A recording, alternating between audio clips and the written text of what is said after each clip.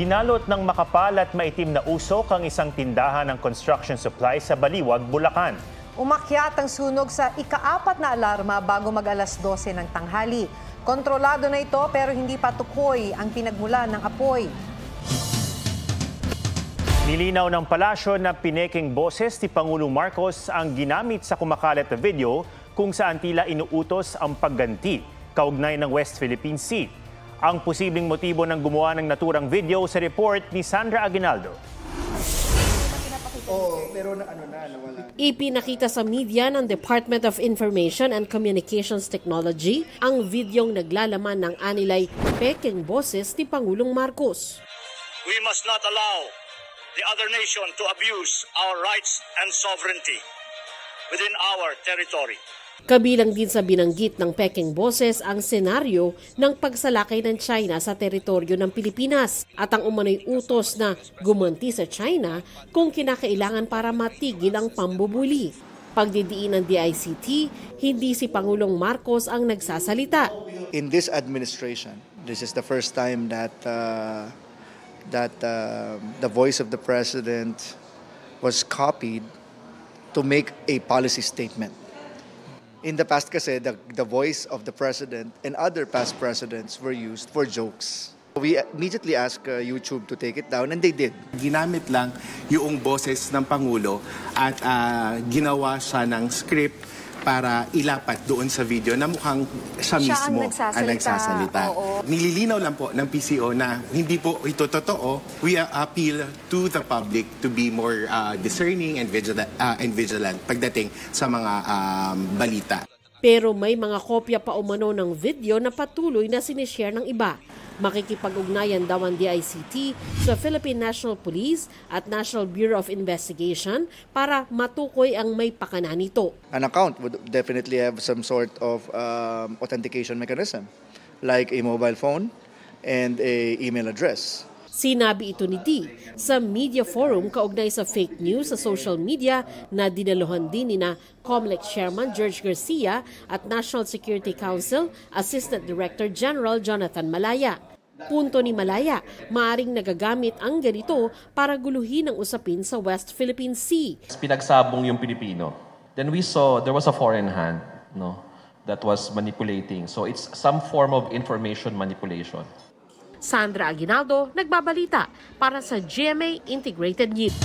Dinala na sa bangko para ipasuri ang 300,000 pesos na nasunog sa Taguig. Mapapalitan pa kaya ito? May report si Oscar Oida. Labis ang panghihinayang ni Mark Joseph sa halos na abong 300,000 pesos sa sunog sa Taguig kahapon. Inutang niya ito sa kanyang tiyuhin, pambili sana ng pamasadang jeepney. Simula pa po kahapon sir, hindi pa po ako nakatulog. Nagsisinkin pa rin sa utak ko yung pera na ganong kalaki po na bigla na lang mawawalas na isang iglap na para sana pantulong sa pamilya ko. Dahil may nakapagsabing baka palitan pa ito ng bangko, pumunta si Mark Joseph sa pinakamalapit na bangko. Pero di pa pinaiwan sa kanya ang nasunog na pera dahil may requirements. Ang sabi po ng manager, valid ID po tapos certificate na katunayan na nasunugan po kami. Ano sabi, may pag-asa ba daw? Wala pong sinabi kasi hindi rin po nila alam.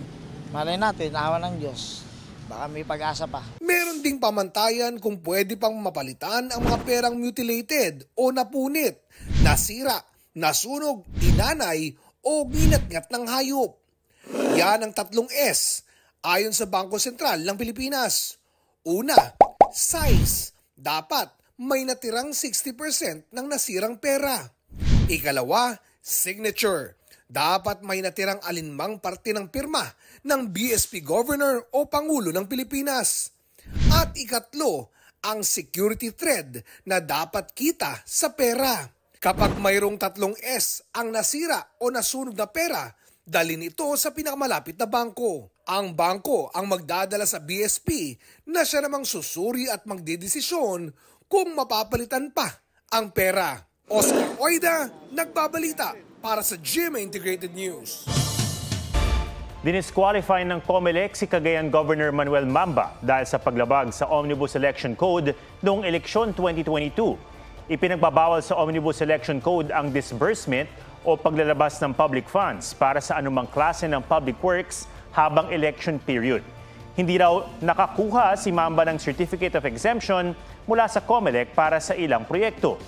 Idineklara rin ng COMELEC na bakante ang posisyon ng pagkagobernador ng Cagayan at otomatikong pupuna ng Vice Governor na si Melvin Vargas Jr. alinsunod sa Law on Succession. Sa ulat ng Super Radio DZBB, sinabi ng kampo ni Mamba na iaapela nila sa Korte Suprema ang kaso. Nagpasalamat si Vice President Sara Duterte kay Pangulong Bongbong Marcos sa patuloy na tiwala nito sa kanya bilang Education Secretary.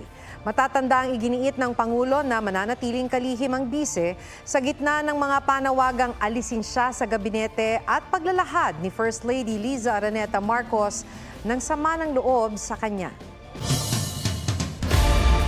Nakakalap ng ilang ebidensya ang Bureau of Fire Protection para matukoy ang naging mitya ng sunog sa parking lot ng NAIA Terminal 3 nitong Lunes.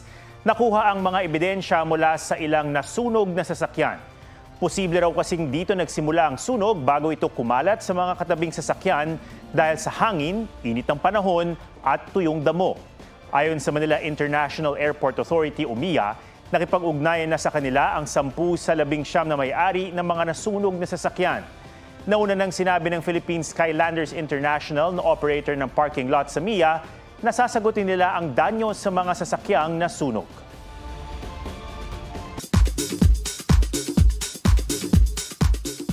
Sixto turns 5. Inihandang birthday celebration para sa kanya ni Dingdong Dantes at Marian Rivera. Simple yet special. 5 years old na siya, napakabilis ng panahon. Kaya talagang, we really have to spend more quality time kasama ng ating mga anak, di ba? Dahil minsan lang talaga sila bata, kailangan sulitin talaga natin yan. Heart Evangelista may demo kung paano tumawa ang isang rich girl. Dapat bilang. Ganun lang po kasimple, in just less than 5 steps. It's Showtime host Vice Ganda ipinakita ang kanyang beauty transformation sa isang video compilation. Aubrey Carampel nagbabalita para sa GMA Integrated News. Isang malaking sawa ang natagpuan sa isang paaralan sa Ormoc City, Leyte. Ayon sa BFP Ormoc City, nakita ang sawa na may habang 8 talampakan malapit sa water pipe. Agad itong nahuli. Posible umanong naghahanap ng pagkain ng sawa na tila nangihina na. Ibinigay ito sa pangangalaga ng Environmental Natural Resources ng lungsod.